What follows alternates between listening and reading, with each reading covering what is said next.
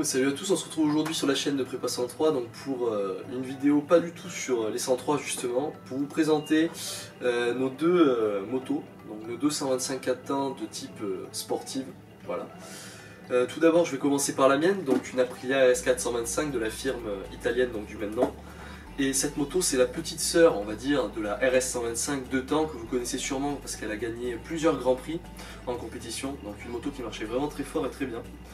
On part à peu près sur le même cadre, donc une moto qui arrive en 2011, la RS4 125, moto qui arrive en 2011 avec un cadre périmétrique que Aprilia a fait choix de garder jusqu'à encore aujourd'hui, hein, puisqu'il permet d'avoir une bonne tenue de route en toutes circonstances, autant dans les virages que sur la ligne droite, donc ça c'est plutôt bien. Après sur la partie moteur, ils nous ont mis un moteur double ACT 4 soupapes d'environ 15 chevaux, donc comme la législation l'impose, voilà. De toute façon c'est des 125, on ne pourra pas en tirer plus. Et cette moto totalise donc à ce jour 4000 km, donc quasiment 4000 km. Donc comme elle est de 2016, c'est assez peu, elle n'a pas trop roulé, donc c'est plutôt pas mal. Voilà. Je vais vous laisser avec Romain qui va vous parler de sa moto justement. Donc je vais vous présenter ma moto, donc Yamaha YZF R125 année 2018. Voilà, donc la 2 ans maintenant. C'est récente, hein. Ouais, c'est récente. Il y a quelques modèles entre temps, le 2019. Donc année 2018, toujours le même moteur, donc 15 chevaux, 4 soupapes ACT, moteur normal quoi. Cadre périmétrique aussi, comme sur son modèle à lui, qui fait le taf, voilà. Fourche en 41 mm, qui sont pas mal, un peu molle pour mon poids, mais bon ça on le verra plus tard. Voilà, un freinage en 300. Comme sur la sienne aussi, tout ce qui est le plus basique pour une sportive, mais qui reste quand même efficace. Voilà, on va passer juste après aux présentations plus en détail. Voilà, donc on se retrouve pour la présentation en détail du Yamaha R125 2018. Donc sur ce modèle là, on retrouve des belles jantes bleues, un bleu très profond, très agréable. Voilà. La petite fourche comme on a discuté, 41 mm, qui fait bien le taf. Même sur les poids lourds, dirons-nous, en tant que pilote. Donc derrière, on a un freinage en 300 mm avec, peut-être de ce côté, on va vous la tourner, hop, un étrier 4 pistons radial qui fait le taf, voilà. Équipé de l'ABS avant-arrière. Donc on va aller faire un tour sur l'arrière. Voilà. Donc un bon freinage à l'avant, super efficace.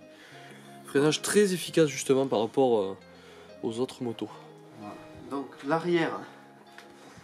Donc on se retrouve avec un étrier flottant, un piston, dans un petit disque, je sais plus combien c'est, 230, quelque chose comme ça. Ouais, bon, comme tout. Donc toujours avec la baisse. Je sais pas si à l'arrière c'était très utile, mais en tout cas ils nous l'ont mis.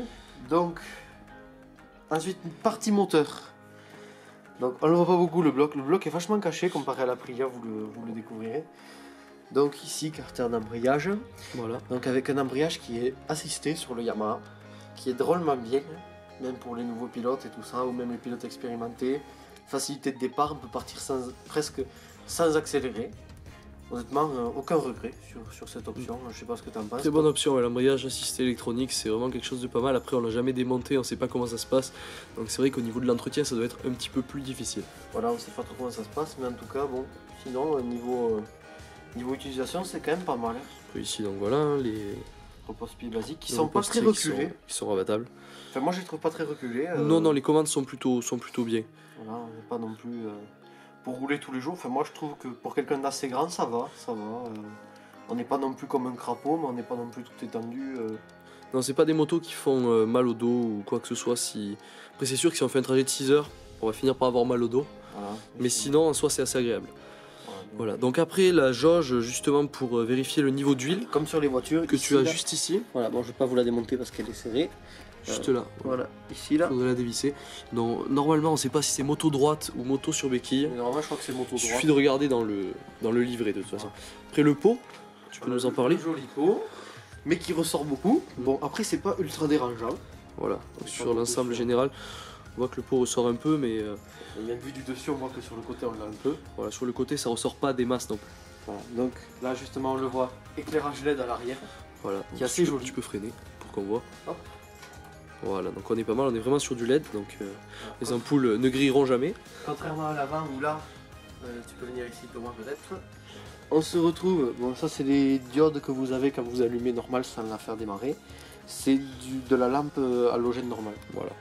Il n'y a rien d'extraordinaire. Après c'est des motos qui éclairent assez bien. Voilà, ouais, assez bien, pas trop de regrets, On fait avec. Donc le réservoir ici qui est assez gros, assez large. Donc Capacité de 11 litres et quelques, si je vous dis pas de Oui. bêtises. Donc 400 km facile d'autonomie avec, sans souci. Voilà, parce qu'elle consomme pas des masses. Voilà, donc même en tirant dedans, vous allez jamais être au-dessus de 3 litres au 100. En gros, c'est Ouais, c'est un moteur qui a vraiment été pensé pour l'économie et en alliant les performances justement. Voilà, ouais, qui prend pas beaucoup de tours. Donc ça c'est très bien. Après au niveau de la selle, donc toi, Petite selle. ouais, t'as une selle Petite selle. petite. Avec un tissu Ouais, c'est particulier un peu, mais bon, c'est très agréable. Hein. Ouais. Enfin, moi, je trouve que ça c'est agréable. qui est presque antidérapant, donc on a du mal à glisser dessus, c'est Voilà, pas mal. On glisse pas trop dessus. Et même, par contre, un gros avantage, quand vous roulez sous la pluie, ça absorbe l'eau. Ouais. Si vous la laissez dehors une nuit et qu'il y a de l'eau le matin, vous passez juste un coup et voilà. Donc ensuite, on va retrouver derrière. Donc, seul regret sur la Yamaha, il n'y a pas de place. Voilà, donc là on a l'ABS, la batterie qui est et, accessible assez facilement. et voilà c'est quoi. bien. On a l'ABS et la batterie, tout simplement. Donc là, il n'y a absolument pas de place, même pour mettre un petit cadenas ou un bloc disque. Là, C'est faut non. oublier, faut le mettre dans le sac à dos. Et sur la selle arrière, Donc là, selle passager. voilà, donc là il y a vous allez Une voir selle, les voilà, détails mets dans ta la main. main. Une selle Je dépense. passager assez Petite. Assez petite. Plutôt longue mais petite. Ouais. C'est pas très agréable pour le passager, Non. qu'on soit bien clair. Après, il y a quand même, bon, les cale-pieds, c'est quand même solide. Il y a une armature dessous, hein, tout en acier. Donc il n'y a pas de problème au niveau solidité. Le passager derrière peut peser 80-90 kg, il n'y a pas de problème. Il n'y a pas de problème. Après, c'est un coup à prendre en main à deux. Oui, à deux, c'est pas facile à deux. Pour rouler à deux, Ouais. bon, si vous êtes expérimenté, ça ira. Sinon, c'est vraiment pas facile. Je vais mettre le contact pour pouvoir découvrir le magnifique tableau de bord LCD. Voilà. Donc là, le modèle 2018, c'est là qu'on voit les différences. Voilà. Donc, basiquement, on retrouve voyant du neutre. Et ici, si je vous dis pas de bêtises, le témoin d'huile. Voilà, donc tant que ça s'affiche pas, il n'y a pas de problème. Voilà. Ici, vous retrouvez la température moteur. Voilà, donc low et high, donc ça fait comme ça là. Bon, on pourra pas vous montrer. Enfin, si on vous le montrera lors de l'essai route. Indication que vous pouvez régler via la molette. Hop, on va le voir Ici. ici. Hop, voilà, un bouton info, Voilà. tout simplement, Juste ici, sur lequel on clique pour modifier Voilà. les différents paramètres et voir la conso instantanée, le temps depuis lequel on est parti, Oui. le kilométrage, etc. Donc c'est beaucoup d'infos, beaucoup de gadgets et qui peuvent être utiles sur route, c'est pas mal. Voilà, surtout la consommation instantanée pour ceux qui font attention à leur budget, c'est quand même pas mal. Ensuite, au milieu, on retrouve un contour. Voilà, tout ce qu'il y a de plus basique, hein, qui est pas mal, mais bon, un contour quoi. Compteur de vitesse. Compteur de vitesse, voilà, qui est assez gros, vous pouvez pas le louper. Ouais. Faut pas le louper, bon ça suffit, hein, lui-même. Enfin, moi ça me convient. Ici, jauge d'essence.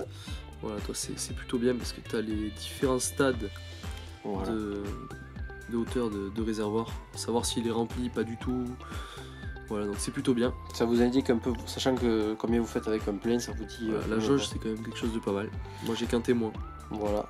Donc ici, vous avez, si je vous dis pas de bêtises, l'ABS déjà. Et là, je ne sais plus, les pleins phares peut-être. Et le voyant de réserve. Voilà, très bien. Vous arrivez sur la réserve. Donc après sur le guidon, c'est des demi-guidons, on va dire, tout ce qu'il y a de plus banal. Le plus banal. Avec. Ils sont pas très larges, contrairement à la Aprilia, vous le verrez plus tard. Ouais. Donc on y rentre juste la main. Donc des leviers basiques, bon ceux-là qui viennent de chez Yamaha, les leviers pliables. Voilà. Voilà, un bon mètre cylindre qui fait super bien le taf. Le freinage sur la Yamaha est vraiment de qualité. Ouais, un freinage vraiment surprenant d'ailleurs. Ouais, surprenant. Ouais. Il faut le prendre en main un peu, mais si après quand vous aurez l'habitude, ça va. Côté gauche, bon, toujours les poignées de chez. Peut-être on va vous les faire pas. De chez Puig. Voilà, de chez Puig. Bon, en gros, Voilà, c'est l'embrayage assisté, on entend le petit clic. Alors, voilà. attendez. Tout ce Et qui est puis bon, les lumières, les clignots et le klaxon. appel de phare et tout ça. Ouais, appel de phare. Vous l'avez, Voilà, donc je pense qu'on a fait le tour niveau partie, pilotage hein, sur la Yamaha. voilà, Et après de face, donc on peut voir qu'elle ressemble un petit peu à la R1. Voilà. Voilà, donc au R1, c'est plutôt sympa. Donc on va passer juste après à la présentation en détail de la Aprilia RS4 125. Bon alors déjà sur la RS4 on peut voir que l'avant ressemble très clairement à la RSV4, donc au gros cube de chez Aprilia. C'est vrai que c'est plutôt sympa, ils se sont pas embêtés là-dessus. Ils ont gardé un design assez similaire pour toutes les RS. Ensuite, niveau donc roue avant, partie cycle avant. Déjà on a une jante à bâton, donc peinte en noir avec une bonne peinture, donc pas de souci à ce niveau là. Elle est plutôt sobre, plutôt jolie, ça passe bien. Voilà, après ici on a un compteur. Donc un compteur filaire sur le modèle 2016. C'est vrai qu'on pourrait le regretter un petit peu, mais bon, le compteur n'est pas enlevable, donc il n'y a pas de risque de trafiquer, on va dire, les kilomètres. Voilà. Après sur la fourche, on a une fourche à peu près similaire à la tienne. Donc une fourche en diamètre 40 ou 41 avec un bon débattement de 120-140. Voilà.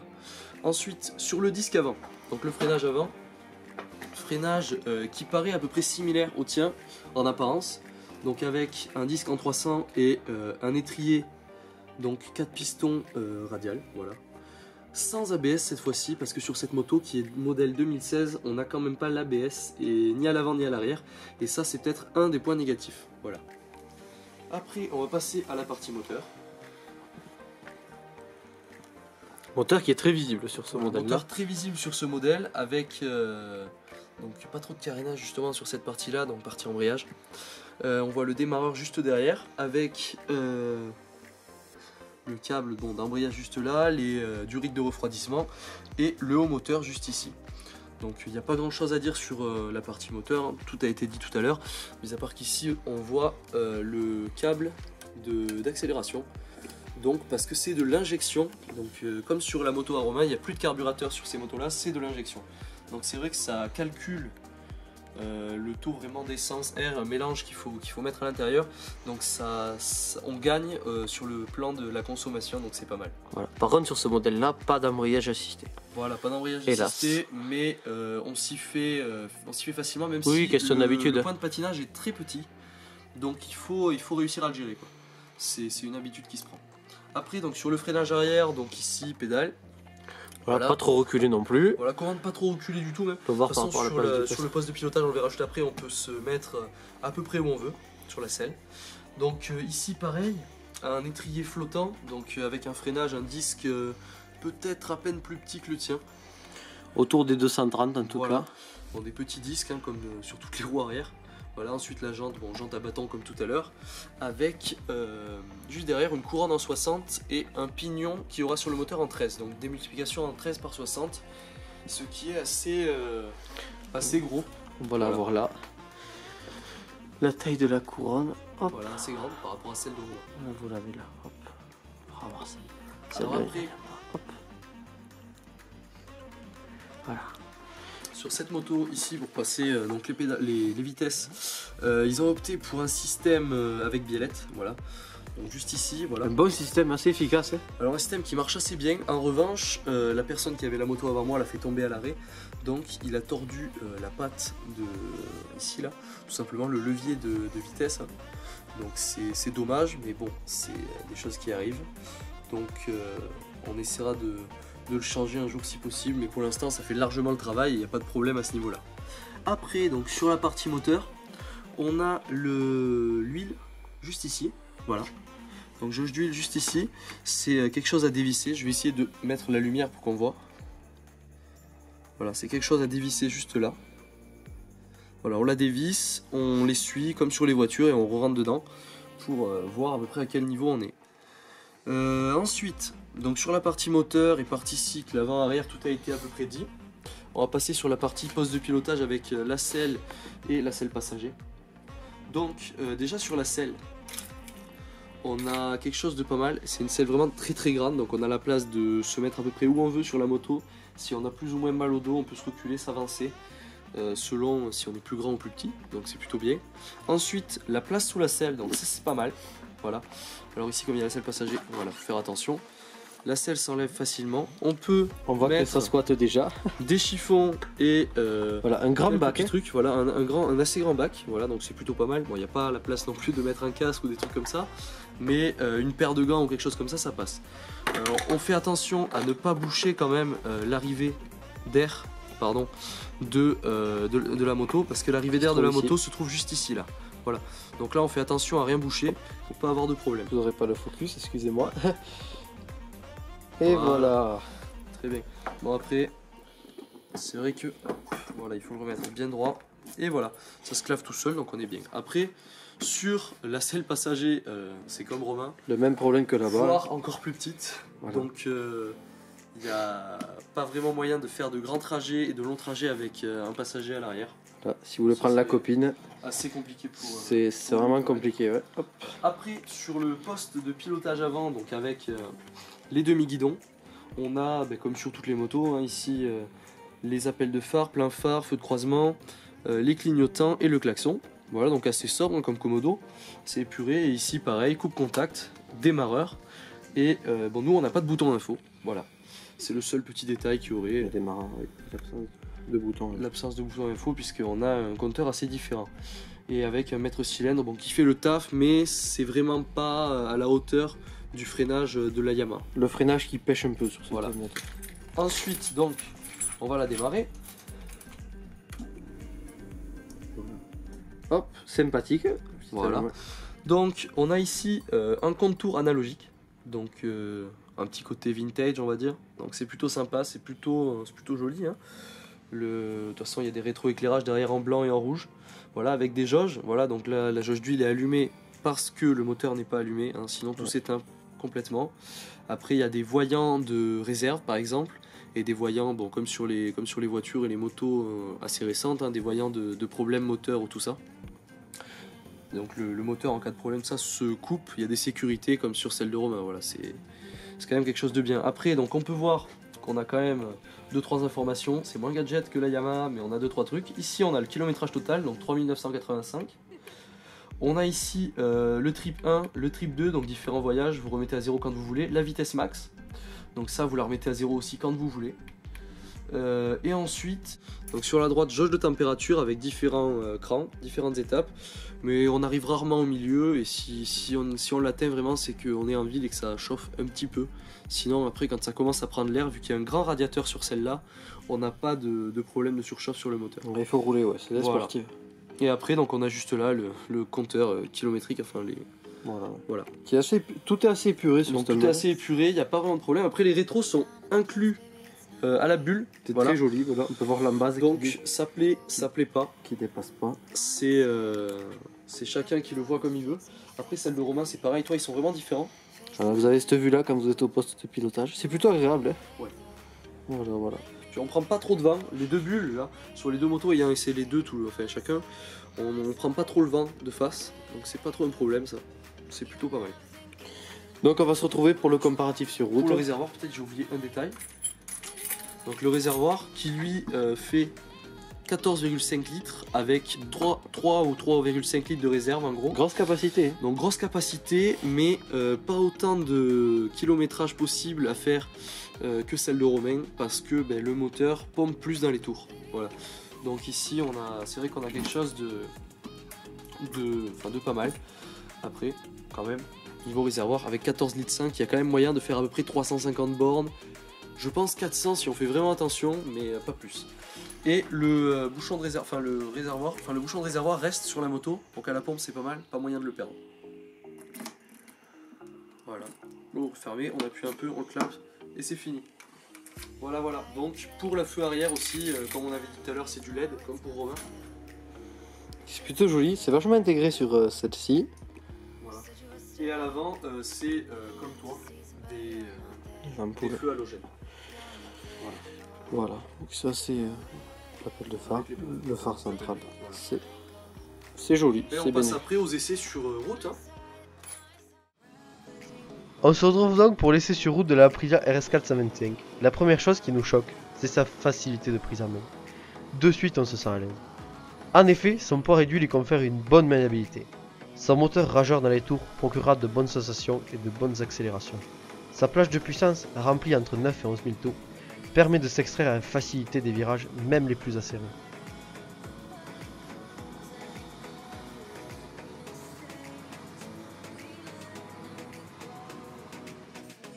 Cette fois-ci, on se retrouve au guidon de la gamme. Quelques changements sont à noter. On ressent directement son poids supérieur. D'un autre côté, On se sent plus en confiance grâce à un ABS de série sur le frein avant et arrière et des pneumatiques de qualité. Elle nous pousse directement à mettre de l'angle. Son moteur moins présent mais tout aussi efficace, sa plage entre 7 et 10 000 tours minute, lui permettent de toujours bénéficier d'un couple maximal. On passe donc à l'ultime test, celui du freinage d'urgence à 50 km/h.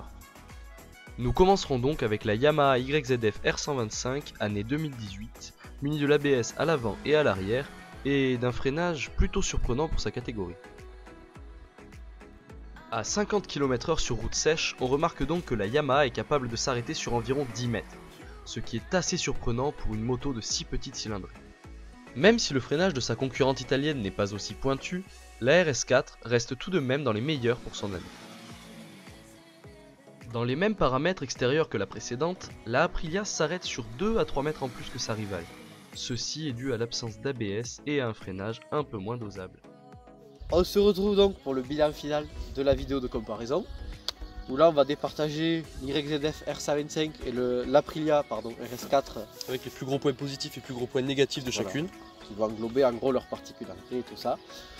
Donc le premier point qui est, si je dis pas de bêtises, le prix, donc le budget. Le prix, exactement. Donc c'est ce qui conditionne quand même un premier achat d'une moto, quand vous êtes sur le bon coin, parce que là on va parler de l'achat d'occasion, sur le marché de l'occasion.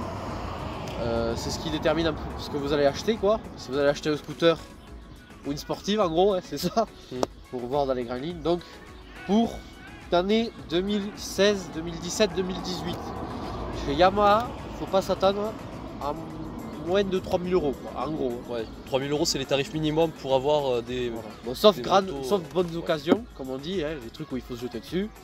Mais bon, des fois ça cache certaines choses. Donc il faut faire attention. Donc là, entre 3 et 4 000 €, alors que pour l'Aprilia, 2016, 2017, 2018, fourchette large de 2 à 3 000 € en gros. Voilà. En gros, ça fait 1 000 € d'économie. Pour des machines assez similaires, donc dans la même catégorie de puissance. Donc c'est vrai que c'est quelque chose qui peut beaucoup influencer son choix. Ouais, c'est pas sur la puissance que vous allez gagner à prendre le Yamaha, sur l'agrément de conduite peut-être. Mais c'est pas sur la puissance parce que bon, c'est les deux mêmes moteurs en gros, hein, pour faire dans les grandes lignes, c'est les deux mêmes moteurs. Ouais. Donc là c'est un point positif au niveau du prix pour l'Aprilia. L'Aprilia qui s'en sort haut la main au niveau du prix. Ouais. En revanche, partie freinage, ouais. Grosse différence, hein, on s'attendrait pas tant que ça. Ils sont assez similaires de l'extérieur, mais en gros... Même disque, même freinage, pourtant... Voilà, mais chez Yamaha, il y a la présence de l'ABS avant-arrière pour ceux qui se demanderaient. Et ça c'est vraiment bien. Voilà, et on a une différence de freinage. On a testé, vous avez vu la vidéo sur 50 km/h. Donc en gros, le YAM qui ferait autour des 10 mètres, pour l'Aprilia vous pourrez rajouter 3 mètres facilement. Ouais, voilà, 2-3 mètres. Sachant qu'en plus, elle a une légère tendance à se lever de l'arrière. Pour ceux qui freinent fort, il faut y faire attention. Alors que sur Yamaha, on ne déclenche toujours pas l'ABS. Pourtant qu'il est présent. Frein avant, un peu difficile à doser sur la Aprilia par rapport à la YAM. Difficile, voilà. Ouais. Après qui est efficace, mais il faut l'apprendre. Il faut plus de temps d'apprentissage et plus de temps tout simplement pour s'arrêter. Plus de temps, oui, c'est ça. Ensuite, donc là c'est un point positif pour la YAM, clairement au niveau du freinage. Voilà. Bon, mieux équipé, normal, c'est une année 2018 et là une année 2016, donc on pouvait pas s'attendre à beaucoup. Et la différence de prix aussi, comme parlait de l'agrément de conduite. Voilà. Aussi son apparition. Bon, ensuite, la maniabilité, c'est quand même important. Les gens qui ont des 125 cm3, à part quelques exceptions où ils se débrouillent avec tout, c'est des femmes ou des jeunes conducteurs. Les deux motos sont assez similaires, c'est des sportives, c'est pas ultra maniable. Mais l'Aprilia se distingue parce que elle est plus légère. Elle est d'environ 10 kg. Elle n'a que 10 kg de moins, mais honnêtement, on ne peut pas dire que ça se ressente pas. Quand on les manœuvre sur des places, sur un parking, là où vous voulez, le 10 kg on le ressent facilement. Voilà. Facile même pour une femme, pas très grande et tout ça. C'est un point positif de loin pour l'Aprilia aussi. Donc ensuite, l'autonomie. Important ça aussi pour les gens qui ont un budget plutôt serré. C'est la plupart de ce qui est nous tous quoi. On fait tous attention à notre budget. Donc ici on a une présence de réservoir de 11,5 litres qui nous offre une autonomie entre 400 et 500 km. Voilà. Là-bas, donc une grosse autonomie. Ouais, grosse autonomie, voire la plus grosse du marché si je ne dis pas de bêtises. Voilà, bien sûr. Bon, En après, 125, oui, oui. ça Je dépend, pense que. ça dépend ouais. comment vous roulez évidemment, hein. Si vous roulez tout le temps poignet dans l'angle, plutôt 400 km. Voilà. Pour ceux Bon, qui ce qui reste énorme. Ouais, ce qui reste pas mal. Voilà. Parce qu'après, pour la Aprilia, avec un réservoir de 14,5 litres, donc 3 litres de plus que la Yamaha, on se retrouve à pouvoir faire au grand maximum 350 km si on roule doucement. Donc 400 km, je pense pas que ce soit atteignable. Non, c'est Voilà. difficilement. Faut Donc on vraiment a bien rouler. 100 à 150 km de différence d'autonomie entre les deux. Ce qui est un point pas du tout négligeable sur lequel il faut aussi regarder selon son budget. Voilà. Donc le dernier point, ce serait le ressenti au pilotage. Voilà, Donc parce ça, qu'au niveau de la sportivité, on peut voir qu'elles sont typées, elles sont racées un petit peu sport, très les deux. sportif, Voilà, racées très sportives. Ça s'adresse plutôt aux Y a conducteurs pas qui grande sont différence. experts. Ouais, Enfin, ouais. pas experts, mais qui ont acheté ces machines pour être dans la sportivité, pour aller chercher du virage et tout ça. C'est ça. Donc on aura un meilleur ressenti quand même, plutôt physiquement avec la Aprilia. On a plus l'impression d'être sur un gros cube.